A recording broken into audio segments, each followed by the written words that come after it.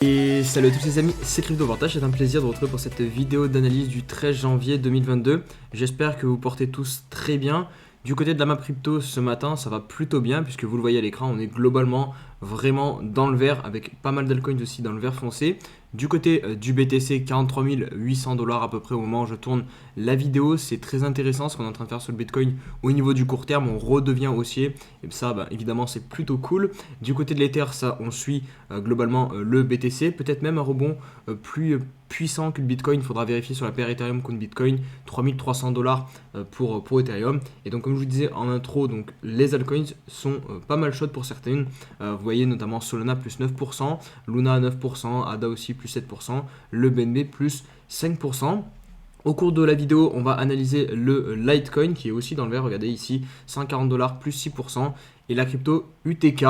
Il y aura aussi des news comme d'hab. Pensez à mettre le petit pouce bleu en début de vidéo pour aider au référencement. Et vous abonner à la chaîne YouTube, plus me suivre sur mes différents réseaux sociaux, Twitter, Insta et le Discord. Et on débute avec le petit point classique sur le Fear and Greed pour constater que nous sommes toujours dans l'extrême peur, niveau 21. Alors on est quand même bien remonté depuis le niveau 10 qu'on a connu quand on a fait la petite mèche à 39 000 $ sur le BTC. Mais globalement, on reste dans l'extrême peur. Et j'ai envie de dire c'est plutôt positif puisque le cours remonte et les gens ont encore pas mal peur. Donc plus on va rester dans cette ambiance-là, si je puis dire, plus ça sera bénéfique au BTC parce que moins il y a d'euphorie en général, ça veut dire que les gens ne croient pas en la montée et généralement ça permet au Bitcoin de monter beaucoup plus haut. On poursuit avec ce tweet réaction que j'ai fait suite à ce tweet de Plan B. Donc Plan B, pour ceux qui ne le savent pas, c'est très probablement l'analyste sur Twitter Bitcoin le plus connu. C'est aussi l'inventeur du modèle Stock to Flow pour le BTC.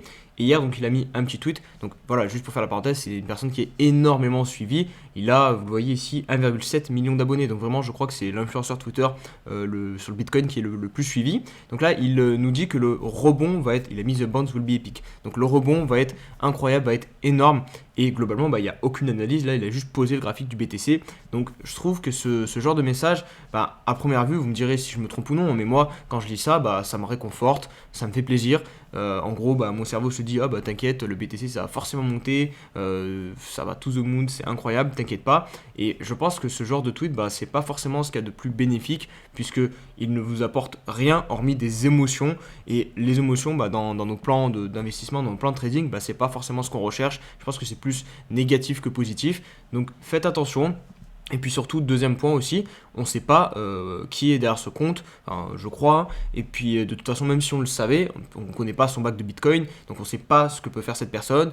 Autant, voilà, c'est juste une personne qui veut nous dumper ses Bitcoins à la gueule. Et franchement, si j'avais envie de vendre mes Bitcoins, c'est typiquement ce genre de tweet que je ferais, des tweets qui donnent espoir aux gens, qui permettent aux gens de ne pas vendre leur BTC. Donc voilà, méfiez-vous, je ne suis pas du tout en train de critiquer Plan B ou quoi, il a très probablement plus bien fait dans l'écosystème que fait du mal, mais c'est un avis général, voilà, sur les tweets sur Twitter. Faites attention, essayez tout le temps de creuser un petit peu plus que la surface, parce que vraiment, moi je pense que si on s'arrête à la surface, la seule chose que nous procure ce tweet, c'est de l'euphorie, du plaisir, ça nous réconforte, et je suis pas sûr vraiment que ces émotions soient positives sur du long terme. Donc voilà, c'est une petite pensée que je vous partage, n'hésitez pas à me dire ce que vous aussi vous pensez sur ce genre de tweet. De toute façon, on va pas polémiquer 150 ans sur ça, mais en vrai, dans l'état actuel du marché et même sur l'écosystème global des cryptos, je pense que les réseaux sociaux, on peut pas le nier, ça a vraiment un gros impact sur les crypto-monnaies. Il y a des cryptos qui peuvent pump juste parce qu'il y a des tweets de certaines personnes. Donc ignorer toute la partie réseaux sociaux, je pense que ça serait ignorer aussi pas mal l'écosystème crypto-monnaie, parce que je vous vois venir, il y a des personnes qui vont me dire ouais mais il faut se déconnecter des réseaux un petit peu. Oui, mais il y a quand même pas mal de bonnes informations aussi qui circulent sur les réseaux.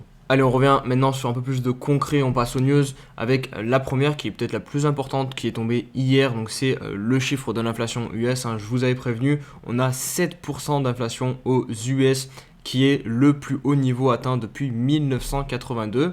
Alors vous allez me dire mais c'est bizarre, les bourses et le Bitcoin ont très bien réagi puisqu'hier on n'a pas eu de dump, c'est tout simplement parce que les prévisions prévoyaient déjà 7% et donc au pourcentage près, on est tombé sur les bonnes prévisions. Et donc, comme vous le savez, les marchés anticipent en généralement les news et c'est ce qui s'est passé aussi ici. Donc, vu que les prévisions ont été parfaites, et bah du coup le marché il s'est dit hop, pas de surprise, enfin pas de mauvaise surprise, du coup hop, on peut monter. En tout cas, c'est comme ça que je l'interprète. Par contre, au niveau fondamental, cette news elle est pas forcément positive, on va pas se mentir. 7% d'inflation, enfin en tout cas moi personnellement je trouve ça déjà vraiment pas mal. Les gens en général, la population n'a pas l'air de trop s'inquiéter pour le moment. Je prends le cas en France, dans mon entourage, voilà, on parle pas d'inflation, enfin on s'en fout complètement, alors qu'en France aussi il y a de l'inflation, enfin en Europe aussi, elle doit être sensiblement pareil que celle aux US. Donc en soi c'est un problème quand même. Quand tu poses tes sous à la banque et que ton salaire n'augmente pas et que tu as un taux sur du livret A par exemple à 0,5%, je suis désolé mais tu perds de l'argent avec de l'inflation. Donc les gens devraient se réveiller et s'inquiéter, mais bizarrement non, très probablement parce que voilà, on a un manque d'éducation financière en France et peut-être dans les autres pays européens, je sais pas aussi si c'est pareil, mais en tout cas c'est clair que voilà, l'inflation monte et il va falloir stopper ça parce que sinon on se dirige vers des catastrophes, je pense. Encore une fois, je veux pas dire de conneries, mais si l'inflation continue à monter, au bout d'un moment, forcément, il va y avoir des problèmes qui se posent. L'Iran qui va autoriser les paiements en crypto et en bitcoin pour le commerce international et uniquement pour le commerce international pour le moment, puisqu'il n'y a pas, en tout cas dans l'article, c'est pas mentionné qu'ils vont s'en servir comme monnaie officielle ou pour des transactions directement dans le pays. Ça sera uniquement pour en fait aider les commerçants à commercer avec d'autres commerçants d'autres pays. Ils pourront directement s'échanger des crypto-monnaies. Il n'y a pas de date encore officielle sur l'activation de cette méthode. Et dernier petit point, apparemment, ça serait aussi cette utilisation du Bitcoin et des crypto-monnaies serait fait parce que justement l'Iran, je ne sais pas si vous le savez, mais ils ont des sanctions économiques faites par les États-Unis. Et quand vous êtes sous le coup de sanctions économiques faites par les États-Unis, en général, je sais pas, vous avez beaucoup plus de mal à utiliser le dollar. Et justement, pour se sortir de ces sanctions économiques, ils vont utiliser les crypto-monnaies. Donc là, c'est encore une utilisation différente que l'on peut faire des crypto-monnaies. Dans certains pays, on essaie de lutter contre l'inflation, contre sa monnaie qui se dévalue, contre le dollar par exemple. Et là, pour le coup, on peut aussi échapper à des sanctions économiques. Alors encore une fois, c'est à vous d'ailleurs de vous faire votre propre avis. Est-ce que c'est bien, est-ce que c'est mal d'échapper aux sanctions économiques des maîtres des États-Unis? Ça, c'est chacun aura sa vision. Mais en tout cas, voilà, je vous montre ici une nouvelle méthode avec quoi, concrètement, comment on peut se servir du Bitcoin dans un pays. Et on va conclure par cette news qui est pas mal folle et très intéressante pour le coup, puisque c'est Meta qui recrute les employés de Microsoft et Apple pour construire son métaverse. Vous allez le voir, c'est une vraie bataille qui est en train de se dérouler en coulisses pour récupérer les meilleurs talents, les meilleurs employés. En gros, Meta n'hésite pas par exemple à doubler leur salaire pour les attirer, et vous allez le voir que Apple évidemment n'a pas du tout envie de se laisser faire et laisser partir ses meilleurs employés, ses meilleurs talents. Du coup il y a Apple qui réplique et qui n'hésite pas à donner des primes de 50 000 à 180 000 dollars selon les profils. Donc vous voyez, il y a vraiment une grosse guerre qui est en train de se dérouler en coulisses pour tout ce qui est finalement construire le futur métaverse. Donc ça vous montre à quel point, à mon avis, le métaverse fera partie du futur. Si vous en doutez encore, à mon avis, là quand on voit ce genre de choses qui se déroulent en coulisses, il y a très peu de chances que le métaverse soit un flop. Après ça reste toujours possible, Évidemment que ces grandes entreprises peuvent se tromper, mais on va dire que le risque il est quand même limité parce qu'ils ont quand même beaucoup de talent en coulisses. Pour conclure, je finirai avec cette petite phrase. Donc Meta a embauché environ 100 ingénieurs d'Apple au cours des derniers mois. Donc vous voyez, il y a vraiment une guerre qui est en train de se dérouler en coulisses pour récupérer les meilleurs talents et construire ce fameux métaverse sur tout l'écosystème Facebook. Allez, on se retrouve pour l'analyse du BTC. On débute par le 4 heures pour constater que c'est plutôt intéressant ce qu'est en train de nous faire le BTC. On a enfin donc réussi à dépasser ce point haut de 43 400 $. Nous sommes repassés en tendance haussière sur le RSI, on l'a vu hier, le signal, on est repassé au-dessus de cette zone, vous le voyez, du niveau 50. On n'était pas passé au-dessus depuis le 27 décembre 2021, donc c'est quand même un signal assez important, on va pas se mentir. Ici, en plus de ça, on reprend une tendance haussière juste d'un point de vue de la théorie de dos avec des points hauts de plus en plus haut et les points bas de plus en plus hauts aussi. On repasse au-dessus de la moyenne mobile de l'EMA 50, de l'EMA 21. L'EMA 21 se redirige pour recroiser à la hausse. Donc on est en train de repartir sur un actif aussi au niveau du court terme. Et évidemment, c'est ce que l'on préfère et c'est ce que l'on attendait. Maintenant, attention, on va se diriger pour le coup à l'endroit du rebond technique parfait, si je puis dire, notamment sur le daily. Alors, je vous montre aussi sur le 4 heures, mais pour moi, vous voyez, hop, si je mets la zone de rechargement de short, vous voyez, c'est pile cette zone qui débute aux alentours des 45 000 $ et qui peut perdurer jusqu'aux 46 000 $ pour défendre en gros ce dernier point haut ici qui correspond au milieu du range, donc entre 45 000 $ et 52 000 $. Donc voilà, ici on a vraiment la grosse zone de résistance qui va être au niveau du court terme sur le BTC. On va voir comment le Bitcoin va réagir à l'approche de celle-ci. Au niveau du daily, je pense que j'ai pas énormément de choses en plus à dire, hein. Nous sommes toujours en tendance baissière. Là par exemple, ce que je vous ai mis sur le 4 heures, regardez, c'était le dernier point haut significatif. Et vous voyez donc cette zone qui est du coup la même, hein, ce qui est normal que sur le 4 heures. Donc 45 000 $, on s'approche. On a aussi la trend qui va être pas très loin de cette zone-ci. On a aussi au niveau du RSI, regardez, on s'approche très fortement ici de la trend, hein. Donc attention aussi, on a pas mal de résistance à venir. Donc à voir ce que va nous dessiner le BTC. Est-ce qu'on va prendre un peu plus notre temps et venir marquer un deuxième creux ici, histoire de faire un très joli W avant de repartir péter la trend et venir peut-être ensuite péter tout ça? Ou alors on pourrait faire une reprise en V-bottom, mais la reprise en V-bottom, j'y crois pas trop en général, c'est plutôt rare, on repart pas comme ça, surtout après une baisse aussi puissante. Donc je pense qu'il y a besoin d'un peu de temps et de poser vraiment un bottom plus conséquent. Donc voilà, mais en tout cas au niveau du très court terme, c'est quand même plutôt positif ce qu'on est en train de voir sur le BTC. On poursuit avec l'analyse de l'Ether. Donc l'Ether, on est sensiblement sur le même graphique que le BTC. Pour l'instant, une reprise en espèce de V-bottom et on va arriver sur la grosse zone de résistance. Vous voyez l'EMA 21 qui se situe ici, l'ancien support ici et l'ancienne résistance des 3600 $. Donc on est proche aussi en gros, c'est cette zone des 3600-3500, c'est la zone des 45 000 $ sur le BTC. Je voulais vous montrer Ethereum contre le Bitcoin. Je vous avais dit en intro, je pense qu'Ethereum rebondit un peu plus vite en ce moment que le BTC. Et oui, ça se confirme. Vous voyez, on est sur deux bougies vertes sur la paire Ethereum contre le BTC. Maintenant, graphiquement, je me méfierai parce que vous le voyez, franchement, ce support, je pense qu'il fallait pas le perdre. Alors, on va espérer ici que ça ne soit qu'une déviation, mais il y a quand même de chances, pas mal de chances qu'on fasse un truc comme ça, qu'on valide maintenant ce niveau comme une résistance. On va suivre ça, mais c'est vrai que c'est pas top d'avoir réintégré cette pattern. Je sais pas si on la voit mieux sur le weekly. Voilà, on avait une espèce de triangle ascendant et finalement le pullback là il est plus parfait puisqu'on est en train vraiment d'enfoncer la ligne de coup. Vous voyez ici on avait deux clôtures vraiment parfaites qui matérialisaient très très bien ce niveau et là on a clôturé pour le coup à l'intérieur. Donc à voir, soit on va partir sur un piège ici, on va faire croire aux gens qu'on réintègre la figure, ou alors non, on réintègre pas la figure. Enfin du coup si ça c'est le piège, je m'en mêle dans mes explications. En gros, soit on fait croire aux gens qu'on réintègre la figure et donc on fait un piège et ensuite on part, ou soit on réintègre réellement la figure et ça en général derrière ça veut dire qu'on casse dans l'autre sens. On se retrouve maintenant sur nos deux altcoins de la vidéo, donc le LTC et le UTK. On débute par le fameux Litecoin qui pour moi n'est toujours pas forcément le meilleur play pour du long terme à rentrer sur du LTC parce que fondamentalement je pense que ça n'apporte plus grand chose.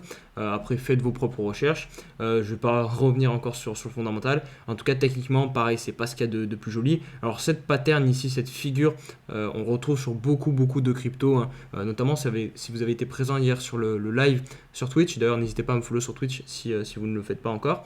Ça on l'a vu pas mal de fois sur des cryptos, cette espèce de reprise comme ça, on conserve la tendance haussière et finalement hop on vient foncer très légèrement le point bas ici, mais on n'enfonce pas ce point bas ici.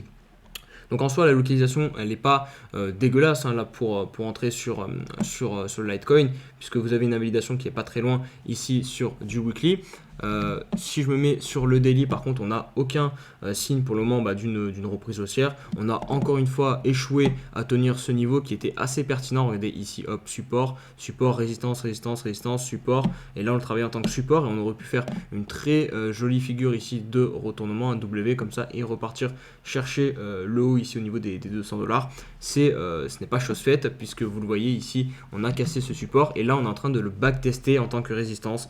Donc attention, il y a la EMA 21 qui est pile sur ce niveau là en plus, donc on peut clairement venir buter et poursuivre la chute et notamment revenir chercher ce niveau qui a été travaillé 3 fois auparavant, donc le niveau des 100 $ sur le Litecoin, ça serait pas du tout étonnant.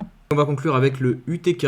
Donc l'UTK, ça me fait penser, en tout cas graphiquement là sur le weekly, à la figure qu'on a aussi sur le Ripple, donc une espèce de triangle de compression qui est quand même assez long terme pour le coup, et on arrive bientôt à la fin. Vous le voyez, je le trouve assez propre. On a donc des vendeurs globalement ici qui poussent le prix vers le bas et des acheteurs qui maintiennent le prix et qui le font s'élever petit à petit. Donc on a les points bas en gros de plus en plus haut et les points hauts de plus en plus bas. Donc ça nous donne cette compression. Donc là on arrive bientôt à la fin, donc à surveiller. Si ça casse par le haut, ça peut être intéressant. Maintenant, est-ce que je rentrerai ici? Je pense que c'est possible d'un point de vue investisseur. On est sur un graphique quasiment à plat sur du weekly, et surtout on a un point d'invalidation qui est pas très long. Et si vous prenez le dernier point bas, voilà, vous avez ça qui n'est pas très loin. Et si jamais voilà, on casse à la hausse, pour le coup, vous pouvez facilement viser un retour à l'ATH sur le UTK. On se retrouve pour la question de l'abonné. Alors, c'est pas vraiment une question, mais c'est un commentaire. Donc, je vais réagir à ce commentaire qui est très intéressant, hein, vraiment, ce commentaire de Romain. Donc, je vais vous le lire rapidement. Le fait qu'il n'y ait plus vraiment d'adoption durable et que tu conseilles justement de passer rapidement d'une crypto à une autre montre bien toute l'ambiguïté du marché des cryptos. On ne fait que spéculer, peu importe s'il y a un projet derrière ou non. Ce n'est pas le fondamental qui importe, mais la hype. J'ai investi sur des projets crypto à... Pardon, j'ai investi sur des cryptos à projet et elles performent moins bien que des shitcoins. À quoi bon miser sur le VET qui ne fait plus rien depuis 2 mois si finalement la solution est juste d'attendre de voir quelle crypto fait FOMO et d'investir dessus 2-3 semaines le temps qu'elle monte puis repartir sur autre chose. C'est clairement pas d'investissement les cryptos mais de la pure spéculation. Sinon il y aurait vraiment que les cryptos qui ont un projet sérieux qui performeraient. Alors, c'est un gros commentaire, hein, très bien résumé. Je vois très bien ce que tu veux dire du coup. Hein. Et alors, comment te répondre? Donc, on va prendre étape par étape. Donc, tu me dis déjà que je conseille de passer rapidement d'une crypto à une crypto. Alors, c'était dans la vidéo d'hier. Je vous ai dit que c'était une méthode que vous pouvez faire. Je ne l'ai pas réellement conseillé ou alors je me suis mal exprimé parce que en soi, je ne suis pas censé faire des conseils en investissement. Mais voilà, je vous ai donné mon avis. C'est une méthode qui peut s'appliquer, justement, d'essayer de surfer la hype, mais c'est une méthode qui est quand même pas mal risquée et je pense qu'il est plus réservé à des confirmés ou plus des experts plutôt que des débutants parce que surfer la hype, ça veut dire que vous rentrez sur des cryptos à un prix plus élevé. Et donc c'est beaucoup plus risqué, je pense. Ça c'est le premier point, mais oui c'est une méthode que l'on peut faire. Clairement derrière, donc tu relis ça au fait que le monde de la crypto-monnaie c'est pas de l'investissement mais c'est uniquement de la pure spéculation. Déjà je pense que investissement et spéculation c'est forcément lié, hein, puisque en soi quand tu investis sur quelque chose c'est pour gagner de l'argent au final. Donc tu spécules sur le fait que cette entreprise ou cette crypto va prendre de la valeur dans le temps. Donc vraiment mettre les deux en opposition, je suis pas sûr que ça soit vraiment voilà, le plus judicieux.